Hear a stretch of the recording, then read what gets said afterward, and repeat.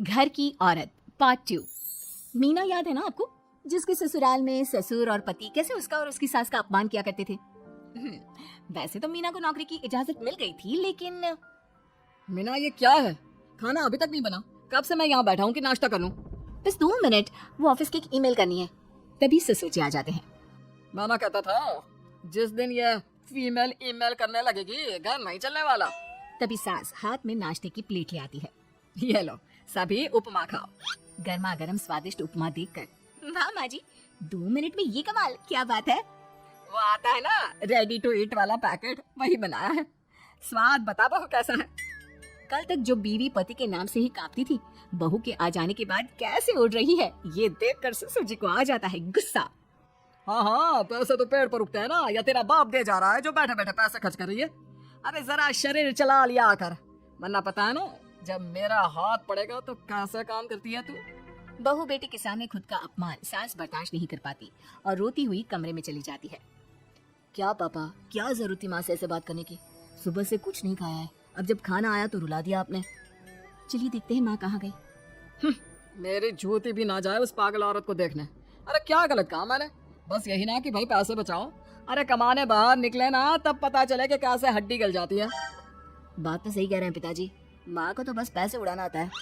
अरे पर माँ ने तो सबके लिए नाश्ता ही बनाया था ना, कौन सा खुद के लिए गहने खरीदे थे। खैर बहू समझ जाती है कि सारा मामला कमाई का ही है, क्योंकि सास कुछ करती नहीं, कुछ कमाती नहीं, तो ससुर जी उन पर हावी रहते हैं। फिर क्या था, अब थी बारी बहू की। माँ जी दरवाजा खोलिए, देखिए मैं उपमा लेकर आई हूँ, गर्मा गर्म खा लेते हैं। सास कमरा खोल देती है। सामने खड़ी होती है बहू, हाथ में उपमा की प्लेट लेकर। बहू सास की सूजी आंख देखकर समझ जाती है कि मामला गड़बड़ है। वो बात पलटते हुए कहती है, माँ जी वो आपकी काली साड़ी पर काला ब्लाउज है ना, वो प्लीज मुझे दीजिए। मुझे कल ना काली साड़ी पहनी, लेकिन कोई ब्लाउज ही नहीं है। सास बहू की बात में अपना गाम भूल जाती है। हाँ हाँ बहू क्यों नहीं, वो तो मैंने अपने हाथों से डिजाइन किया था। चल अभी निकाल कर देती हूँ तुझे। सास बहू को ब्लाउज निकाल कर दे देती है। फिर अगले रोज, माँ जी आज तो ऑफिस में कमाल ही हो गया, पता है क्या, सारी सहेलियों ने घेर लिया। पूछ रही थी ब्लाउज कहाँ से खरीदा, मैंने भी बोल दिया मेरी सास ने सिलाया, वो भी खुद डिजाइन करके। ये तो वही बात हो गई कि झोला छाप डॉक्टर की दवाई काम कर गई। अरे बहू ये तो बस ऐसे ही बना दिया था। लेकिन माँ जी आपको पता है, ये देखिए 2 लोगों ने तो मुझे कपड़ा भी दे दिया और नाम भी, सेम टू सेम डिजाइन का ब्लाउज बना दो, और बदले में ये 2000 रुपए। हाथ में 2000 देखकर सास की तो आंखें फटी की फटी रह जाती है। अरे बहू ये तो कमाल ही कर दिया, ये काम तो मैं कल तेरे ऑफिस जाने से पहले ही खत्म कर दूंगी।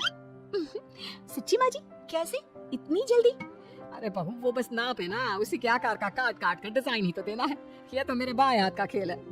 अगले रोज बहू ऑफिस जाती है और फिर शाम को 2 ब्लाउज ले आती है। अरे बहू क्या बात है, लेकिन इसकी डिजाइन। बहू फोन में सास को डिजाइन दिखाती है।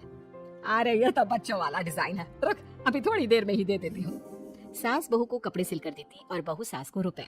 फिर एक रोज, माँ जी ये लीजिए कपड़े, लेकिन इसकी सिलाई मैंने ज्यादा ली है, तो क्या है ना हैवी काम है, तो मेहनत ज्यादा लगेगी ना आपको। अरे रहने देती बहू, मैंने कौन सी बुटीक खोली है। बहू को सास की बात में दम लगता है और वो कुछ सोचती हुई निकल जाती है। वो कमरे में बैठी होती है कि उसके ससुर की जोर जोर से चिल्लाने की आवाज आती है। फिर फिजूल खर्ची। अरे तुम्हारे जैसी बेकार नाकाम काज करने वाली औरत कब पैसे की कीमत समझेगी? क्या जरूरत है ये मशीन खरीदने की? अरे वो मैंने EMI में ली है, आपको पता है ना कपड़े सिलने का कितना शौक है मुझे। हाँ तो क्या दर्जी बनोगी, लोगों को पकड़ पकड़ कर नाप लोगे? अरे कुछ तो शर्म करो। तभी बहू आ जाती है, उसके हाथ में चाबी होती है। माँ जी ये चाबी मैंने चौराहे में आपके लिए बुटीक खुला है, पैसा लोन से लिया है तो काम करके आप चुका देना। और हाँ माँ जी कल उद्घाटन है तो 11 बजे दुकान में पहुंच जाना, पूजा में आपको ही बैठना है। ये सुनकर ससुर जी आग बुबला हो जाते हैं। कहीं नहीं जाएगी ये, इस घर की औरतें बाहर नहीं निकलती। तू तो इंजीनियर है इसलिए तुझे इजाजत दे दी, लेकिन ये तेरी सास 4 अक्षर नहीं आते इसको। अरे रहने दे, क्यों पैसा बर्बाद करवा रही है। सास को डांटने की आदत ससुर जी को जो लग चुकी थी। सास बहू की ओर देखती है, तो माँ जी कल वक्त से तैयार रहना। ससुर जी आप ही तो माँ जी को कहते थे ना उन्हें पैसे की कदर नहीं है, तो अब वो खुद ही कमाने जा रही हैं। अरे और क्या पापा, देखिए मीना ने कितना अच्छा बुटीक खुला है माँ के लिए। अरे रहने दो, ये कुछ नहीं कर पाएगी, गवार कही की। ससुर की रजामंदी ना होने के बाद भी सास काम करती है, लेकिन ससुर भी ससुर होता है। एक रोज सास देर से घर आती है। कहाँ घूम रही थी?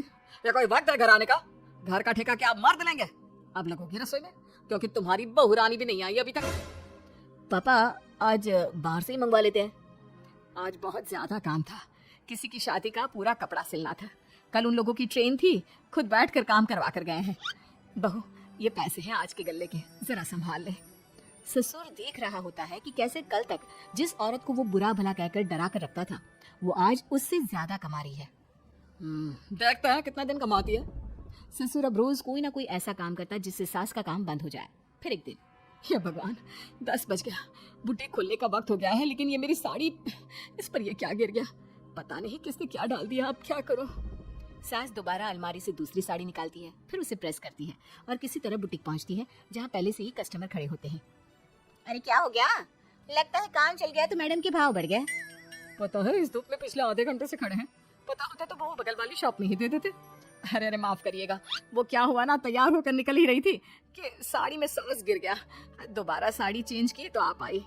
ठीक है, लेकिन अब आ गई है तो जरा जल्दी से कपड़े दे दो, हमें जाना है। सास को कस्टमर की बात बुरी लगती है, लेकिन क्या करती, वो जल्दी से सभी को सारा सामान देकर विदा करती है। सारा दिन काम करती है। वो निकल ही रही थी कि एक कस्टमर आती है। जी, वो मेरी साड़ी है ना शादी की, उसका लहंगा बनवाना है।